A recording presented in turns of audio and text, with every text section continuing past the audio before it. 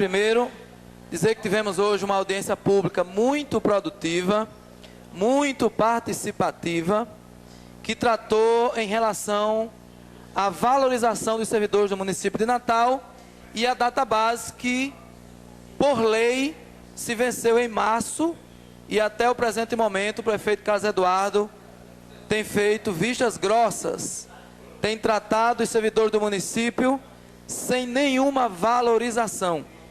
E nós entendemos que os servidores sem motivação, obviamente, não vão prestar um serviço de qualidade. Basta lembrar que cerca de 40% dos servidores do município de Natal percebem abono salarial, ou seja, complemento para não ficar abaixo do salário mínimo. Isso é vergonhoso o que acontece no nosso município de Natal. E nós queremos agradecer os vereadores e vereadoras que por aqui estiveram e contribuíram. Mas eu quero, nesse tempo que nós temos de direito do pequeno expediente, tratar de um assunto que tem tirado o sono de toda a população de Natal e do nosso estado. Infelizmente, não tem tirado o sono dos governantes. É o tema da violência. A violência que é crescente no Brasil, que vem sendo crescente no nosso estado do Rio Grande do Norte, a cada semana, a cada mês que se passa, os índices de violência se ampliam e se amplia também a banalização da morte.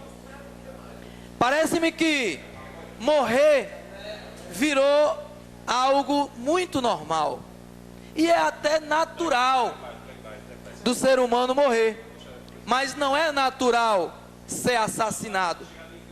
E o que nós estamos tratando é exatamente da morte violenta, dos assassinatos que têm permeado o nosso estado. Dados levantados estatisticamente mostram que somente em 2014 já foram 275 mortes violentas até o final do mês de março. Parece-me que nós estamos vivendo épocas de guerra civil.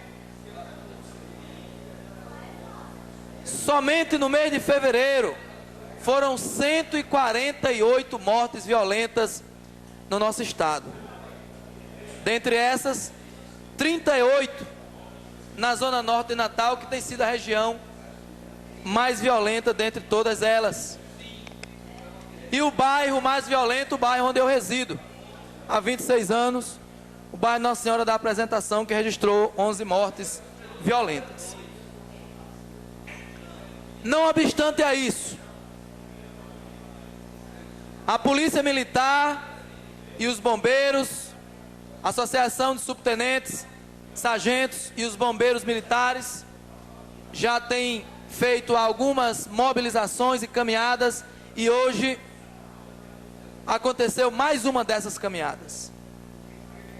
E a tropa, representada pelos subtenentes, sargentos e os bombeiros militares, se encontram acampados, ou melhor, a tropa se encontra acampada na governadoria, pressionando para que a lei de promoção de praças seja encaminhada à Assembleia Legislativa pela governadora Rosalba Ciarline do DEM, e que o estado do Rio Grande do Norte saia da condição de ser o único estado da Federação Brasileira que ainda não tem uma lei de promoção de praças. A cada dia mais, a cada dia que se passa, nós temos vergonha, não de morar no Rio Grande do Norte, não de morar em Natal. Antes, pelo contrário. Mas nós temos vergonha dos nossos governantes, professora Eleika. Rio Grande do Norte, como já dissemos, é o único estado que não tem uma lei de promoção de praças. O soldado fica 30 anos como soldado. Ele se gradua, se pós-gradua, vira mestre, doutor, pós-doutor e continua soldado. O cabo do mesmo jeito. E assim sucessivamente. Que incentivo o policial militar tem de se capacitar, de se formar, para oferecer melhores condições de serviço à população? Concurso público que foi aberto para atender as demandas do déficit na Polícia Militar, especialmente na Polícia Civil, até agora a governadora não contrata. O ex-governador Iberê agiu da mesma forma. São todos do mesmo patamar, são todos do mesmo saco, são todos farinha azeda. Agora ambos certamente estão em palanques, ou apoiando, ou se candidatando nessas eleições, palanques diferentes. E o que é que um vai falar do outro? É o sujo que vai falar do mal lavado? É o mal lavado que vai falar do sujo? O que é que esses senhores fizeram em prol do Rio Grande do Norte? Onde a segurança pública evoluiu com esses senhores que passaram e que estão governando o nosso estado, que deixaram Natal como a 12ª capital mais violenta do mundo, ou melhor, capital não, pior, como a 12ª cidade com mais de 300 mil habitantes, mais violenta do planeta. O que é que esses gestores vergonhosamente fizeram para que Natal seja hoje a 4ª cidade mais violenta do Brasil? Onde estão indo os nossos impostos? Cadê o planejamento? Cadê as políticas preventivas de segurança pública? Cadê a ampliação do efetivo ostensivo nas ruas? Por que não retiram os policiais dos setores de administração e colocam nas ruas? Por que não retiram os policiais que vivem prestando segurança a deputados em suas mansões particulares nas praias? Por que não retiram os policiais que fazem segurança particular da governadora e dos seus secretários, alguns deles? Por que não retiram algumas viaturas que ficam fazendo segurança apenas de uma rua, porque mora um ou outro secretário? É assim que o povo é tratado? Não é assim que nós defendemos. A segurança pública não pode passar simplesmente também pelas questões ostensivas. Eu trabalho na área da segurança, professora Eleika, desde 18 anos de idade. Tive a satisfação de contribuir com a elaboração do plano de segurança da UFRN em 2008, quando a universidade tinha cerca de 28 carros furtados por mês, e após o plano que nós executamos, passou para 0. Contribuí com a execução, elaboração do plano de segurança da Universidade Federal da Paraíba e do Piauí também.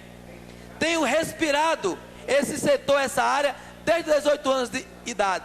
E tenho plena convicção do que eu vou falar agora. Não existe segredo para se resolver a questão da insegurança. Não existe segredo. E nem vou inventar roda. E nem vou falar aqui algo que as pessoas não sabem. Mas eu vou falar o que as pessoas que laboram com a segurança e que estudam a segurança sabem. Não há segredo. Segurança pública se resolve com ostensividade, tropas na rua, mas se resolve também com medidas cautelares. A utilização dos processos de informatização, os sistemas de CFTV, circuito fechado de televisão, se resolve também ampliando os recursos para o setor de inteligência das polícias, mas se resolve também com medidas educativas. Ou melhor, essas medidas são basilares. Não é possível que o ciclo se feche. Um professor que vai para a aula e deixa seu filho e sua filha em casa, além de quase passar necessidade, mas também sabe que estão inseguros. É um professor que vai dar aula, que sabe que na porta da escola tem crianças traficando droga, servindo de aviãozinhos para o narcotráfico. São professores que vão dar aula, onde o aluno diz: cale a boca, professor, e o professor fica com medo de ser assassinado dentro da sala de aula. E não venha dizer aqui que é culpa da criança, que é culpa do adolescente. Isso é atraso político, achar que a criança, por cometer violência, deve ir para o muro, deve ser assassinada também. Não se cuida violência com violência. A criança também é vítima das desigualdades sociais, dos desprezos dos governos e das políticas públicas. As crianças e os adolescentes não têm culpa de serem criados, de nascerem num lar degradado, numa família que se acorda e não tem um emprego, numa família que não tem condição de ir para a sala de aula, numa família que vê a mãe doente e sabe que se for para o hospital vai morrer nas filas. É isso, professora Eleika, que faz com que uma criança que nasce com 1 ano de idade, com 2 anos ou com 3, vire um delinquente, ou que tenha potencial ou vulnerabilidade maior para isso. E eu aqui não estou dizendo, antes que alguém fale besteira, não estou dizendo que ao pobre está condenado à delinquência. Não estou dizendo isso, porque os maiores índices de delinquentes estão exatamente no meio daqueles que usam terno e gravata. Mas eu estou dizendo que as famílias mais pobres estão mais vulneráveis. Digo isso porque morei em casa de estudante, ia dormir e não tinha comida. Muitas vezes fui dormir com fome, até 2, 3 dias só me alimentando com água. Nem por isso virei delinquente. Graças a Deus fiz o ensino médio na antiga ETFERN, me graduei na UFRN, gestão pública, me pós-graduei em qualidade de vida, e agora estou concluindo o meu mestrado também numa das melhores universidades do Norte-Nordeste desse país. Você me permite uma parte? Nem por isso virei delinquente. Mas isso é um ponto fora da curva. A vulnerabilidade, é preciso ter essa ciência. A vulnerabilidade é muito maior para as famílias que nascem no berço degradado. E ninguém tem culpa de ser pobre. Nenhuma criança tem culpa de nascer pobre. Nenhuma criança nasce delinquente. A criança é pura.